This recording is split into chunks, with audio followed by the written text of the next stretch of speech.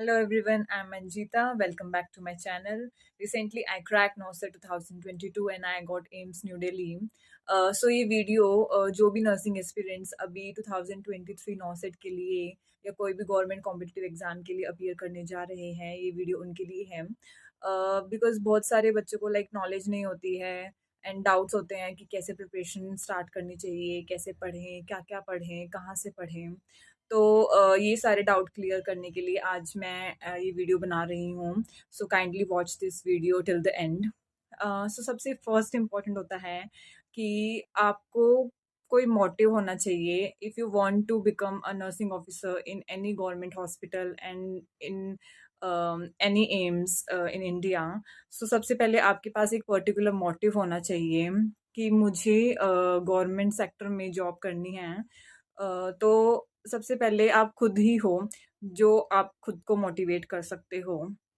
Because आपका एक particular motive होगा, आपको अपने पेरेंट्स के लिए कुछ करके दिखाना है या आपको अच्छी सैलरी चाहिए, तो आप पढ़ाई करेंगे एंड पॉजिटिव माइंडसेट के साथ प्रिपरेशन स्टार्ट करनी चाहिए। बिकॉज अगर आप ऐसे सोचेंगे कि नहीं मेरे से नहीं होगा, मैं नहीं कर सकता या मैं नहीं कर सकती, तो ऐसा बिल्कुल मत सोचिए। If you want to become nursing officer then आपको अच्छे से मेहनत करनी होगी एंड पॉजिटिव रहना होगा। सबसे फर्स्ट इम्पॉर्टेंट बात यही है। सेकंड बात आती है कि कैसे स्टार्ट करें।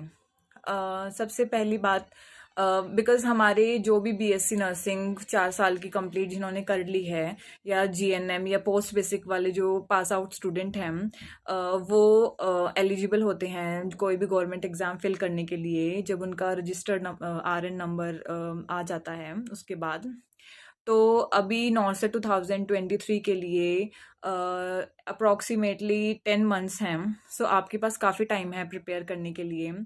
सो जिसके बेसिक क्लियर हैं, जो 4 साल बहुत अच्छे से पढ़ा है अपने कॉलेज में, जिसके बेसिक क्लियर हैं, वो सेल्फ स्टडी भी कर सकता है, वो खुद प्रिपरेशन कर सकता है। बट मेरे हिसाब से मैं बोलूँगी कि आपको एक पर्टिकुलर कोई कोचिंग सेंटर या ऑफलाइन हो या ऑनलाइन हो वो ज्वाइन करना चाहिए। मैं यहाँ पे कोई कोचिंग सेंटर का प्रमोशन नहीं कर रही हूँ। बस मैं इसलिए बोल रही हूँ बिकॉज़ हमारे 4 साल में हम इतना कुछ पढ़ते हैं, हमारी इतनी मोटी मोटी बुक्स होती हैं ओबीजी की, एमएसएन की, सब्जेक्ट्स की। तो ये पॉसिबल नहीं है कि आप 6 मंथ में या 10 मंथ में आप इतनी सारी बुक्स पढ़ेंगे। बिकॉज आपको नॉलेज नहीं होती है कि क्या पढ़ना है क्या नहीं पढ़ना है। तो जो कोचिंग सेंटर वाले होते हैं उनको पता होता है कि क्या पैटर्न होता है एग्ज़ाम का एंड लास्ट ईयर में कैसे क्वेश्चंस आए थे एंड कैसे आ सकते हैं, तो उसके अकॉर्डिंग वो आपको गाइड करते हैं। तो मेरे हिसाब से अगर आप मतलब प्रिपरेशन करना चाहते हैं तो आप कोई भी कोचिंग सेंटर ज्वाइन कर सकते हैं, आपकी मर्जी है ऑफलाइन करें या ऑनलाइन करें। बिकॉज एंड सबसे मोस्ट इम्पॉर्टेंट होता है कैसे पढ़ें, क्या कहाँ से स्टार्ट करें। जो भी आपके बेसिक मेजर सब्जेक्ट्स हैं, बहुत सारे हैं, 6-7 सब्जेक्ट्स हैं जो आपके मेजर सब्जेक्ट्स में आते हैं, ओबीजी हो गया, एफओएन हो गया, medical surgical nursing, psychiatric nursing, community and पीड्स। ये सारे 6-7 सब्जेक्ट्स होते हैं जो मेजर सब्जेक्ट्स होते हैं, ये ज़्यादा वेटेज में आते हैं कोई भी कॉम्पिटिटिव एग्जाम होता है। तो ये मेजर सब्जेक्ट्स हैं एंड कुछ माइनर सब्जेक्ट्स भी होते हैं, management and administration, nursing education, maths, reasoning. तो आपको सबसे पहले क्या करना है, जो भी आपके मेजर सब्जेक्ट्स हैं वो उठाने हैं, उस पर ज़्यादा फोकस करना है। बिकॉज मेजर सब्जेक्ट्स में से ज़्यादा क्वेश्चंस आते हैं। कोई भी गवर्नमेंट कॉम्पिटिटिव एग्जाम होता है, नॉर्सेट होता है, तो आपको क्या करना है, आप कैसे पढ़ सकते हैं। जो बेसिक साइंसेस होती है, आपने आज एक सिस्टम उठा लिया, एंडोक्राइन सिस्टम आपने उठा लिया है, तो आप उसकी सबसे पहले एनाटमी पढ़िए, देन उसकी फिजियोलॉजी पढ़िए, देन उसके एमएसएन को पढ़िए, डिजीज कंडीशन। बिकॉज इससे क्या होगा, आप जो उसकी एनाटमी पढ़ेंगे तो आपको उसका बेस क्लियर हो जाएगा। देन आप उसकी डिजीज कंडीशन पढ़ेंगे तो आपको क्या होगा, उससे आप रिलेट कर पाएंगे अच्छे से।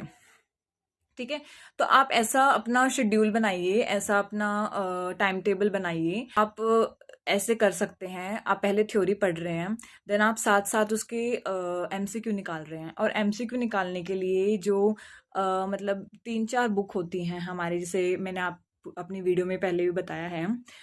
3-4 बुक हैं, आप वो रेफ़र कर सकते हैं, लाइक पीआर यादव हो गई, टारगेट हाई हो गई, एंकलेक्स सॉन्डर्स होगी, एंकलेक्स मॉस हो गई। तो ये 3-4 बुक बिगनर्स के लिए बहुत अच्छी हैं। आप यहाँ से एमसीक्यू प्रैक्टिस कर सकते हैं।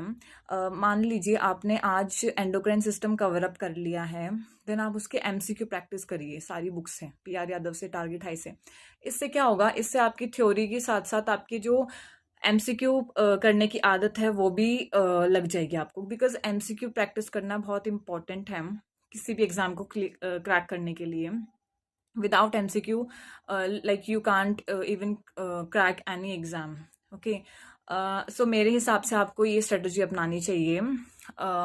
देन सबसे मोस्ट इम्पोर्टेंट बात, आपकी जो वीक पॉइंट है, लाइक आपकी जो वीक सब्जेक्ट है, मान लीजिए आपको MSN में न्यूरो अच्छा नहीं लगता है, तो आप सबसे पहले वो पढ़िए, उसके नोट्स बनाइए। एंड सबसे इम्पोर्टेंट बात, थर्ड बात, self notes, self made notes सबसे मोस्ट इम्पोर्टेंट होता है। बिकॉज बहुत सारे बच्चे होते हैं, लाइक अपने फ्रेंड से पूछते हैं, यार तेरा तो सिलेक्शन हो गया है, हमें नोट्स दे दो, हम पढ़ लेंगे। नो, ऐसा बिल्कुल नहीं करना है।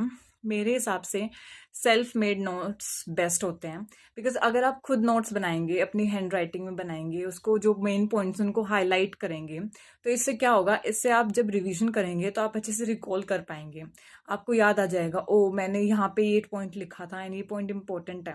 तो आपको सेल्फ मेड नोट्स बनाने हैं, कोई भी फोटो प्रिंट या कुछ नहीं करना है। देन फोर्थ बात आती है, अपने जितने भी मेजर सब्जेक्ट्स हैं सबको कवर अप कर लीजिए। देन एमसीक्यू प्रैक्टिस करिए, बिकॉज क्या होता है, जब तक आप एमसीक्यू स्टार्ट नहीं करेंगे प्रैक्टिस करना, तब तक आपको पता नहीं लगेगा कि एग्जाम में कैसे अपीयर होना है, एमसीक्यू लाइक टाइम मैनेजमेंट कैसे करना है, ये सब नहीं पता लगेगा। तो स्टार्टिंग करेंगे आप तब, ऐसा नहीं है कि आप एक दिन में 1000 एमसीक्यू कर रहे हैं। नो, आप स्टार्ट करिए, बिल्कुल 50 से स्टार्ट करिए, देन 100, देन 200, देन 500, ग्रेजुअली उसको इंक्रीज करिए।